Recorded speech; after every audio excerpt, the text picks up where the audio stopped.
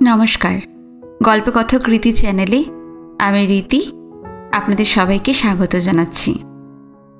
আজকের গল্প সমরেশ মজুমদারের পত্রজাত প্রেম।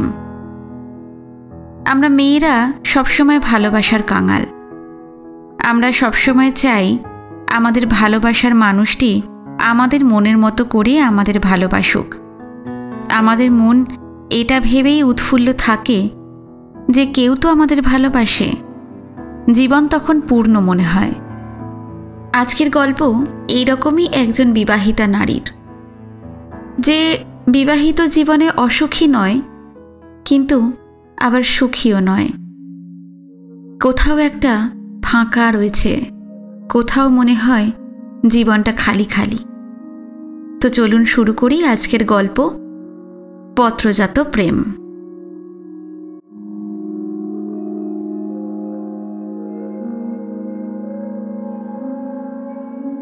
সকালের ডাকে চিঠিটা এসেছিল। অফিসে বেরোবার সময় লেটার বক্সের কাছে সেটার অবস্থান দেখে বিপ্লব চেঁচিয়ে বলে গিয়েছিল, লেটার বক্সে চিঠি আছে। এই বাড়িতে চিঠি মানে হলো ইলেকট্রিক বা টেলিফোন কোম্পানির বিল অথবা ইন্স্যুরেন্স কোম্পানির রিমাইন্ডার। হাতের কাজ শেষ করে চিঠি দেখতে বসেছিল অঞ্জনা। এখন অফুরন্ত সময়, বেলা 1টা নাগাদ ধীরে সুস্থে স্নান সেরে ভাত খেয়ে আবার সিরিয়াল দেখা। দুপুরে ঘুমায় না, শরীরে চর্বি জমার ভয়। বিয়ে হয়েছে বছর 5, বাচ্চা হয়নি। প্রথম দিকে ওষুধ খেত অঞ্জনা, সেটা বছর 1.5। তারপর যখন বাচ্চার শখ হলো তখন সেটা বন্ধ। কিন্তু তবু কিছুই হচ্ছে না। শেষ পর্যন্ত মাসখানেক হলো পরীক্ষা করিয়েছে বিপ্লব ভালো ডাক্তারনি দিয়ে। তিনি বলেছেন অঞ্জনার কোনো ত্রুটি নেই, এবার বিপ্লবকে করাতে হবে। স্বামীর মুখ দেখে বুঝতে পেরেছিল অঞ্জনা খুব অস্বস্তিতে আছে। অফিসে কাজের চাপ বেড়ে গেছে বলে আপাতত এড়িয়েই যাচ্ছে। অঞ্জনা এই নিয়ে ভেবেছে, যদি দেখা যায় বিপ্লবেরই ত্রুটি তাহলে কি হবে। সে ডাক্তারনিকে ফোন করেছিল। তিনি আশ্বাস দিয়েছিলেন তাহলেও মা হতে পারবে অঞ্জনা। নলজাত শিশুদের তো ভালোভাবেই গ্রহণ করছে এই সমাজ। স্নান সেরে বাথরুম থেকে বেরিয়ে আসার পর মনে পড়ল। চাবি বের করে দরজা খুলে রাস্তাটা দেখল অঞ্জনা। শুনশান রাস্তা, একই পাড়াটা নির্জন। দুপুরের দিকে নির্জনতা আরও যেন বেড়ে যায়। তালা খুলে মাথা বাড়ালো অঞ্জনা। ইলেকট্রিকের বিল এসেছে সেটা বের করতেই খামটাকে দেখতে পেল। খামটাকে তুলতেই নিজের নাম ঠিকানা লেখা দেখে একটু অবাক হয়ে গেল। তাড়াতাড়ি বাক্সে চাবি দিয়ে দরজা বন্ধ করে ভেতরে ঢুকে সে খামটাকে উল্টে পাল্টে দেখল। হাতের লেখা তার অচেনা। ইলেকট্রিকের বিল বিপ্লবের টেবিলে রেখে চেয়ারে বসে সন্তর্পণে খামের মুখ খুলে ভাঁজ করা কাগজটা বের করল সে। অনু, শেষ পর্যন্ত তোমার ঠিকানা পেলাম। এ যেন বছরের পর বছর গভীর জলের নিচে দম বন্ধ করে পড়ে থাকার পর হুশ করে ওপরে উঠে বুক ভরে বাতাস নেওয়া। অনু, তুমি এখন কেমন আছো? তোমার এই চোখ দুটো আমি আজও ভুলতে পারি না। তোমাকে ভালোবেসে যাব শেষ শ্বাস ফেলা পর্যন্ত। শরীর ঝিমঝিম করে উঠল। কে এই কে তাকে অনু বলে ডাকত? নিশ্চয়ই বিয়ের আগে ওর সঙ্গে পরিচয় হয়েছিল। ব্যারাকপুরের নোনা চন্দনপুরের কত ছেলেই তো যেচে তার সঙ্গে কথা বলতো। কেউ কেউ প্রেমের প্রস্তাবও দিয়েছিল। মনে করে 3 জনের মুখ দেখল অঞ্জনা। নামগুলো হুট করে মনে এলো, পরিমল, তপন, গৌতম। কারোর নামের প্রথম অক্ষর স নয়। তাহলে এই স কে? খেতে বসেও অস্বস্তি গেল না। তবে কি ব্যারাকপুরের কেউ নয়? কলেজে পড়ার সময় বাবা মায়ের সঙ্গে দাদার ওখানে বেড়াতে গিয়ে দিন 20 থেকেছিল সে, দিল্লিতে। কিন্তু সেখানে তো কেউ তাকে প্রেমের প্রস্তাব দেয়নি। একটা ছেলে তখনই চাকরি করে, নাম সন্তোষ। দূর, সন্তোষ হবে কি করে? সন্তোষকে নিয়ে সে দিদির সঙ্গে হাসাহাসি করত, মায়ের সঙ্গে থাকতো পাশের বাড়িতে। বৌদি তাকে জিজ্ঞাসা করত, কি ব্যাপার, কবে বিয়ের নেমন্তন্ন খাবো? একগাল হেসে সন্তোষ জবাব দিত, মা তো মেয়ে দেখছে, পছন্দ হলেই। কার পছন্দ, আপনার না আপনার মায়ের? কি যে বলেন, আমি মেয়েদের কি জানি যে পছন্দ করব? মা যাকে বলবেন, তবে কলকাতার মেয়ে নয়। মা বলেছেন কলকাতার মেয়েদের আমি ম্যানেজ করতে পারবো না। সে কি, এমন ধারণা কেন হলো? শুনেছি কলকাতার মেয়েরা নাকি খুব দেমাকি হয়। সন্তোষ চলে যেতেই বৌদির কি হাসি, সেই হাসি থামতেই চায় না। অঞ্জনাও না হেসে পারেনি। তবে সেই সময় একটু রাগও হয়েছিল। অযথা কলকাতার মেয়েদের বদনাম করছে লোকটা। না, কে তার জন্য এত ভালোবাসা নিয়ে বেঁচে আছে? বিপ্লব শুনলে চিঠিটা দেখতে চাইবে। আচ্ছা, হাতে সময় থাকলে লেটার বক্স খুলে খামটা বের করে বিপ্লব বলতো, তোমার চিঠি? খামের মুখ ছিঁড়ে নিজে চিঠিটা বের করতো না, কিন্তু দাঁড়িয়ে থাকতো শোনার জন্যে কে চিঠি লিখেছে। তারপর প্রশ্নের পর প্রশ্নে জেরবার করে তুলত তাকে। চিঠিটাকে ছিঁড়তে গিয়েও ছিঁড়ল না অঞ্জনা। ঠিকানা দূরের কথা, পুরো নামই যে চিঠিতে নেই সেটা রাখার কোনো যুক্তি নেই। তবু সে রাখল আলমারি খুলে সবচেয়ে নিচের শাড়ির ভাঁজে। এই আলমারিতে বিপ্লব হাত দেয় না। সন্ধ্যের পর বিপ্লব বাড়ি ফিরল চাইনিজ খাবারের প্যাকেট নিয়ে। মেজাজ ভালো থাকলে ও মাঝে মাঝে খাবার আনে। হাত মুখ ধুয়ে পোশাক পাল্টে বা খেতে খেতে অফিসে যা যা হয়েছে সব বলে গেল। ওর এক সহকর্মিনী, যিনি বিবাহিতা এবং সন্তানের মা, আর একজন সহকর্মীর প্রেমে পড়েছেন। ব্যাপারটা জানতে পেরেছেন সহকর্মীর স্ত্রী। এই নিয়ে জোর নাটক চলছে। শুনতে শুনতে অঞ্জনা ফর্স করে বলে ফেলল, আচ্ছা, কোনো মেয়ে যদি এসে দাবি করে যে সে তোমাকে ভালোবাসে, তাহলে কি করবে? দূর, এরকম দাবি করার সুযোগই দিইনি কাউকে। আহা, তুমি দাওনি, সে হয়তো তোমাকে মনে মনে ভালোবেসেছে। দুপুরের বাংলা সিরিয়াল, ধরে নাও তাই। তুমি জানতে না কেউ তোমাকে ভালোবাসে। তারপর অনেক দিন কেটে গেছে। তুমি যখন নিজেকে খুব একা ভাবছ, তখন সেই মেয়েটির কথা জানতে পারলে যে সে এখনো তোমাকে ভালোবাসে। কি করবে তুমি? তা কতদিন পরে জানা গেল? এই ধরো 20 বছর।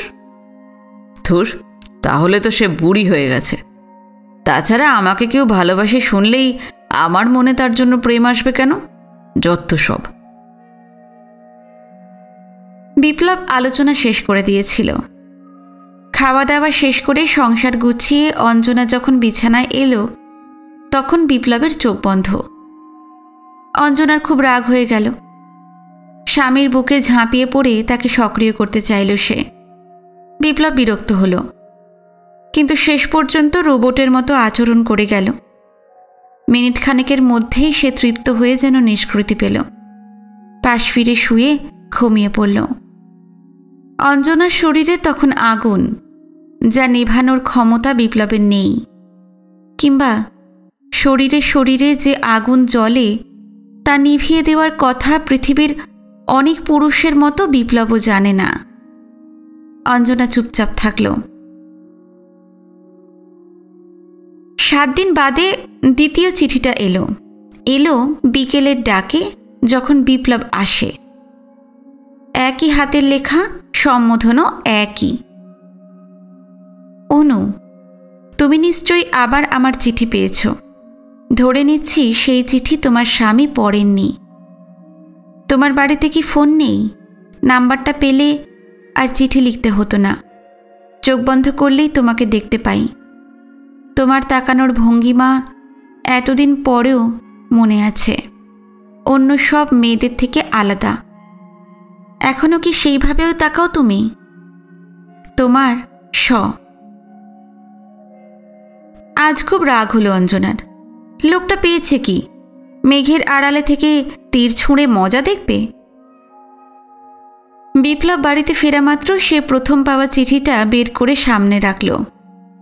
বিপ্লব অবাক হলো। কি? পড়ে দেখো। চোখ বুলিয়ে বিপ্লব হতভম্ব। এই স কে? জানি না, এরকম কোনো লোকের সঙ্গে আমার কখনো আলাপ হয়নি। তাহলে তোমাকে এই চিঠি লিখলো কেন? এর উত্তর আমি কি করে দেব? আমি তো ভেবেই পাচ্ছি না। লোকটা ফোন করেছিল? না।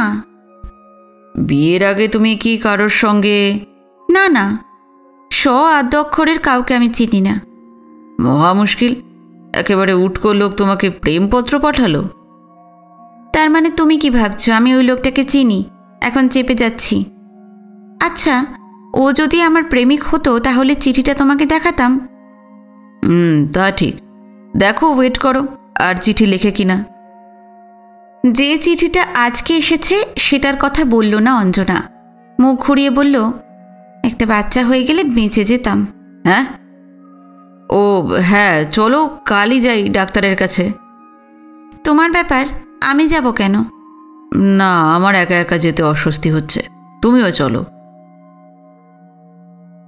পরীক্ষা শেষ হলে ডাক্তার রায় দিলেন বিপ্লবের পক্ষে কখনোই বাবা হওয়া সম্ভব নয়। সান্ত্বনা দেবার ভঙ্গিতে বললেন, এইসব নিয়ে কেউ মাথা ঘামায় না। আপনার স্ত্রী ইচ্ছে করলেই টেস্ট টিউব বেবির মা হতে পারেন, সেক্ষেত্রে আপনি বাবা হতে পারবেন। বিপ্লব গুম হয়ে গেল। ওর দিকে তাকিয়ে যাবতীয় হতাশা আক্ষেপ একটু একটু করে গিলে ফেলল অঞ্জনা। বিপ্লবকে শুনিয়ে বলল, বাঁচা গেল। চারপাশে তো দেখতে পাচ্ছি, কষ্ট করে বড় করতাম, তারপর স্বার্থপরের মতো চলে যেত। তার চেয়ে বাবা এই ভালো। কয়েকদিন বিপ্লব একটু বেশি রকমের চুপচাপ ছিল। তার সহকর্মী বন্ধু সব শুনে পরামর্শ দিল, দেখ ভাই, বউ বলেছে ছেলেটা আমার, তাই জানছি আমি। একটার বেশি তো সন্তান নেই, তাই ওর ওপর বিশ্বাস রাখা ছাড়া উপায় নেই। তুই চিন্তা করছিস কেন? মহাভারতের দিকে তাকা। 5 পাণ্ডবের বাবা কুন্তির স্বামী নয়, রাম লক্ষ্মণদের বাবা দশরথ নয়। আবার বংশ রক্ষার জন্য তখন স্ত্রীর সন্তানকে নিজের সন্তান বলে মেনে নিত পুরুষরা। এখন তো আমরা চাই না অন্য পুরুষদের কাছে স্ত্রীকে পাঠাতে, কিন্তু তার বদলে টেস্ট টিউব বেবি পাওয়ার সুযোগ তো হয়েছে। একেবারে বিজ্ঞানসম্মত ব্যাপার, রাজি হয়ে যা। বিপ্লব মৃদু প্রতিবাদ করেছিল, কিন্তু কার না কার। আরে সাপের বীজ থেকে তো ওষুধ তৈরি হয়। সেই ওষুধ নেওয়ার সময় আমরা কি জানতে চাই কোন সাপের বীজ থেকে তৈরি হয়েছে? এও তেমনই, তোরা তো কেউ জানতেই পারবি না কি থেকে কি হলো। অঞ্জনারও চোখে মুখে হতাশার ছায়া। বিপ্লবের কথা শুনে বলে উঠল, যা, অসম্ভব। কেন অসম্ভব কেন? চিনি না, জানি না, কি যে বলো। আর তাছাড়া বাচ্চা বড় হলে তাকে কি জবাব দেব? জবাব দেওয়ার প্রয়োজনই বা হবে কেন? সে তো জানতেই পারবে না। আর তাছাড়া চেনা জানা লোকের তো দরকার নেই, তার পরিচয় ডাক্তারই তোমাকে দেবেন না। একটু একটু করে নিমরাজি হলো অঞ্জনা। বিপ্লব তাকে নিয়ে 2 বার ডাক্তারের কাছে গিয়েছিল। তিনি ওদের একটু অপেক্ষা করতে বললেন। তৃতীয় চিঠিটা এলো এই সময়। অনু, কাল তোমাকে দেখলাম এক ঝলক। তুমি জানলায় দাঁড়িয়েছিলে, চোখ পড়তেই সরে গেলে। তুমি কি আমাকে দেখেছিলে?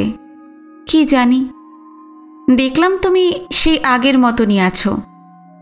বড় ইচ্ছে করছে একদিন তোমার দরজায় গিয়ে দাঁড়াতে। দাঁড়ালে দরজা কি খুলবে না অনু? তোমার স। নেকু শব্দটা আপনা থেকেই মনে উঠল। পুরুষ মানুষই এরকম ন্যাকামি করতে পারে। যে চিনতে পারছে না তাকে প্রেমপত্র দিচ্ছে। ছ্যা। তবে চিঠির কথা বলল না বিপ্লবকে। শেষ পর্যন্ত ডাক্তার খবর দিয়েছেন আগামী পরশু সকালে যেতে হবে নার্সিংহোমে। সন্ধেবেলায় বাড়ি এসে বিপ্লব জানালো নার্সিংহোম থেকে ফিরে এসে ঠিক কিভাবে চলতে হবে সব তিনি অঞ্জনাকে বুঝিয়ে দেবেন। রাত্রে পাশে শুয়ে অঞ্জনা বুঝতে পারছিল বিপ্লব বেশ নার্ভাস। সে চুপচাপ ঘুমিয়ে পড়ল। পরদিন বিপ্লব অফিসে যাবার ঘণ্টাখানেক বাদে অঞ্জনা যখন টিভির সামনে তখন বেল বাজল। সেলস গার্লগুলো এই সময় প্রায়ই বিরক্ত করে। দ্বিতীয়বার বেল শোনার পর বেজার মুখে উঠে অঞ্জনা দরজা খুলল। সঙ্গে সঙ্গে 3 জন ছেলে হুড়মুড়িয়ে ঢুকে পড়ল ভেতরে। অঞ্জনা চিৎকার করল, এ কি আপনারা কেন ঢুকছেন? চিৎকার করবেন না, আপনার কোনো ক্ষতি করব না। কে আপনারা? আপনি চিনবেন না, আমাদের বৌদি পাঠিয়েছেন। বৌদি? যার স্বামী আপনাকে চিঠি লেখে, সেই চিঠিগুলো চাই। বুঝতেই পারছেন আমরা বেকার ছেলে, 3 জনের 3000 টাকা পকেটে আসবে। কার চিঠি? কি বলছেন আপনারা? সত্যরঞ্জন মিত্র, বৌদি জানতে পেরেছেন উনি আপনাকে প্রেমপত্র লেখেন। কি করে জানলেন? ওর নাকি প্রেমপত্র লেখা অভ্যেস। আপনার কথা আমরা চাপ দিয়ে বের করেছি। এখন চুপচাপ চিঠিগুলো দিয়ে ভাইদের একটু উপকার করুন। কিন্তু আমি ওকে চিনি না, ওই নামের কেউ। তাও বলেছে সত্যদা, আপনাকে জানলায় দেখে প্রেমপত্র লিখেছে। নির্দ্বিধায় চিঠি 3টে দিয়ে দিল অঞ্জনা। তারপর কীরকম জীবনে খালি খালি লাগছিল তার। হঠাৎ মনে হলো তার জীবনে এখন আর প্রেম নেই। বিপ্লব প্রেমের কথা বলতে জানে না। নকল বাবা হওয়ার জন্য সে এখন মরিয়া। এই চিঠিগুলো তাকে বিরক্ত করলেও কোথাও একটা ভালো লাগা তৈরি করত। নলজাত সন্তানের মতো চিঠিজাত প্রেমও যে জরুরি, তাই প্রথম উপলব্ধি করল অঞ্জনা।